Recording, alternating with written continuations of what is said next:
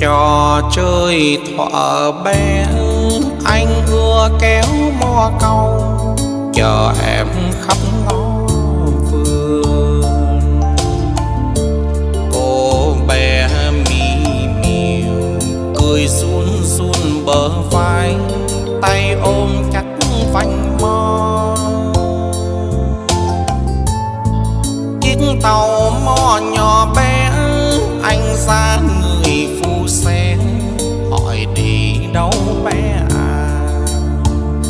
Em trả lời nhà em ở cuối thôn, mò câu anh lại kêu làm vui cô bé nghèo. Trò chơi ngày ấy theo năm tháng buông xuôi, giờ em